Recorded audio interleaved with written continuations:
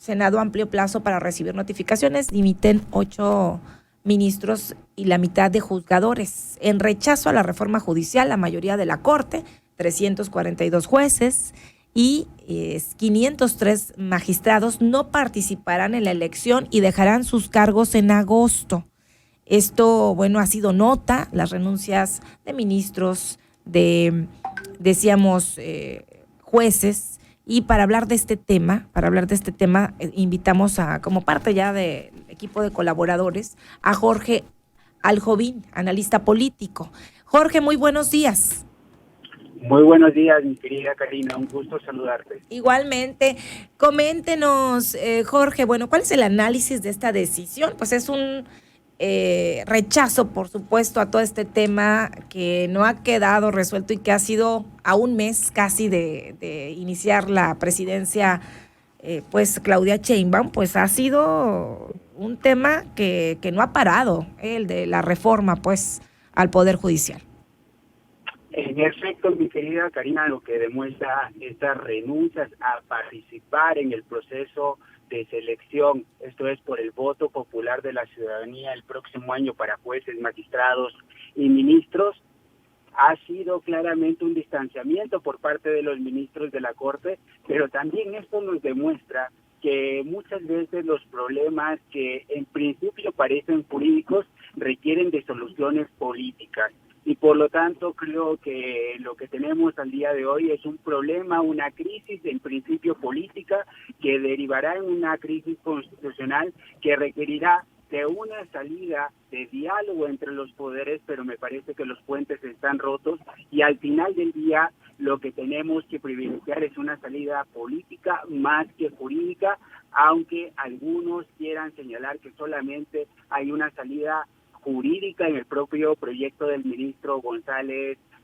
Alcántara y Carranza. Entonces me parece que aquí lo que demuestra es la apertura de un nuevo ciclo donde las disputas judiciales también requerirán de que se lleve a cabo una política judicial para su propia resolución. Y esto nos lleva a preguntarnos, ¿qué hubiera pasado si en algún momento el Poder Judicial no se hubiera comportado como una oposición, sino más bien hubiera buscado el diálogo entre poderes? En efecto, la reforma judicial es perjudicial porque el día de mañana tendrá una erosión en el Estado de Derecho, pero también nos lleva a preguntarnos qué clase de ministros, qué clase de juzgadores necesitamos en nuestro país. Juzgadores simplemente de un corte técnico que acumulen conocimiento o por otro lado también juzgadores con dotes y con capacidades de poder realizar política judicial, esto es, tender puentes de colaboración y diálogo con los otros poderes. Sí, y bueno, esto habla de congruencia en el decir, en el actuar, en el decir y en los hechos, ¿no? Porque, bueno, se han mostrado en todo este proceso en contra y sería muy incongruente, pues, que aceptaran sí ir por voto popular. Entonces, por esto la renuncia, ¿no? Entre estas renuncias, pues, está Norma Piña, quien renuncia como presidenta de la Suprema Corte de Justicia de la Nación. En efecto, habrá que también señalar a la gente en tu casa que no se trata de una renuncia con efectos inmediatos. Como tú muy bien lo has señalado, Karina, pues esta renuncia tendrá efectos a agosto del año 2025. Por lo tanto, acá también se abrirá un brete.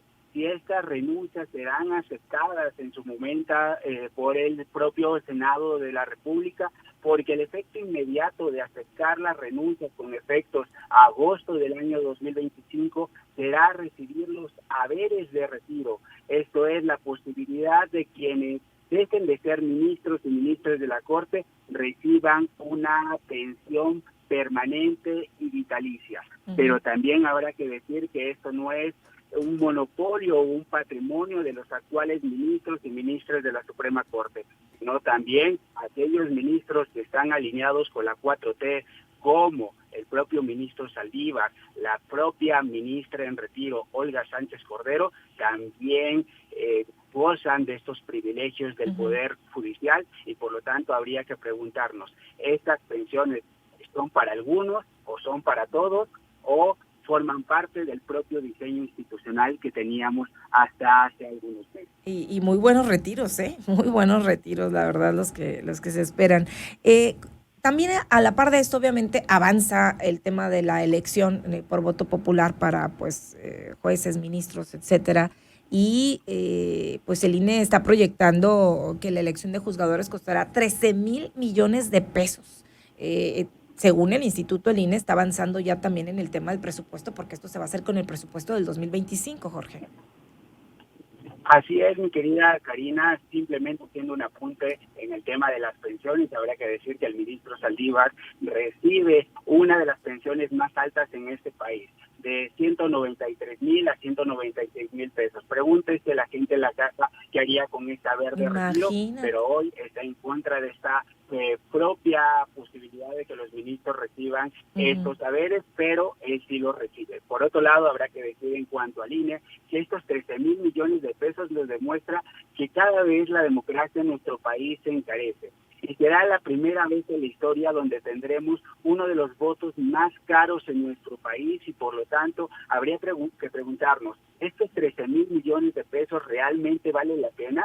Cuando en realidad lo que estamos viendo es la conformación de un propio comité técnico de evaluación, donde simplemente tenemos gente cercana a un grupo político que el día de mañana podría llegar a ser un grupo cercano a otro color político, y entonces tendríamos que cuestionarnos, ¿realmente vale la pena ir a una elección con más de 13,000 millones de pesos, donde cuando vayamos en la boleta 150, en la 160, realmente estaremos cansados? Y con una boleta no somos capaces de mantener la concentración en la propia casilla, imagínate cuando tengamos más de 300 boletas para votar. Y por otro lado, también habrá que hacer una crítica a los propios perfiles que se han elegido para el Comité Técnico de Evaluación, donde tenemos representantes de partidos en el poder que serán los que evaluarán a los jueces y magistrados, y en el caso de el propio Sonora tenemos a la señora Ana Patricia Briceño, que sabemos los nexos que en su momento tiene con ciertos grupos de poder, y me parece que su posibilidad de poder juzgar, de poder calificar, de poder señalarnos cuáles son los perfiles adecuados es bastante cuestionable a partir de esos perfiles, y no lo digo en un tono personal en contra de ella, sino también por las propias carreras que tiene cada uno de los integrantes del propio Comité Técnico de Evaluación, que será parte del Poder Legislativo. Además de los 8 de los 11 ministros de la Suprema Corte, 845 jueces de distrito y magistrados de circuito notificaron ayer al Senado que no irán a la elección para mantenerse en el Poder Judicial, integrado a nivel federal por 1,699 impartidores de justicia. Recordemos que la tómbola del 12 de octubre, 711 juzgadores fueron sorteados pues para ir a las urnas en 2025, pero hasta las 16 horas de ayer el Senado recibió el aviso de 503 magistrados y 342 jueces. Esto, información que viene en el periódico pues Milenio, Excelsior, perdón, es la nota que viene hoy. Jorge, pasando a otro tema y breve, nada más, se acercan las elecciones de Estados Unidos, no sé si nos podría, ¿cómo ves? Ya estamos a escasos días de saber pues quién dirigirá, y luego de ahí ya vendrá también la relación de México y cómo nos irá también en esta relación, que está, por cierto, bastante ahí calientita, porque ha habido pues dichos o dimes y diretes entre el embajador Ken Salazar y la presidenta de México en relación todavía al caso de Mayo Zambada. Así es, diremos que la elección que tendremos en los próximos días con el supermartes, lo que está predefiniendo es una tormenta perfecta, donde tendremos que, en dado caso que gane Donald Trump con una mayoría republicana, muy probablemente esto afectará al peso mexicano.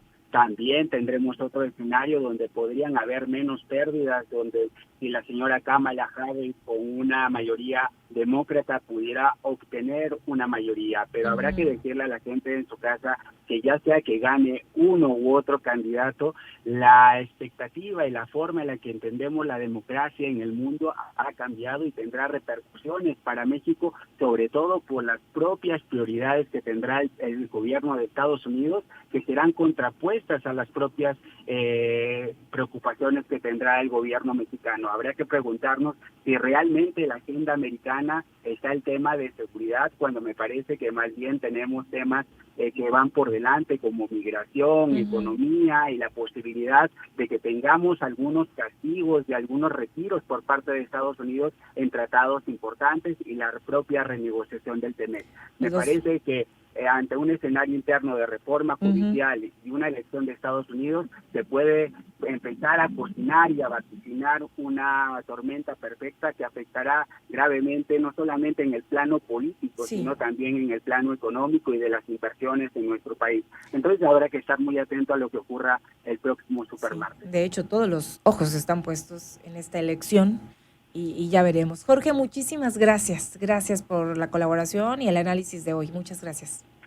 Muchísimas gracias, mi querida Karina. Un abrazo, Jorge Aljovín, analista político, pues que nos habla de estos dos temas.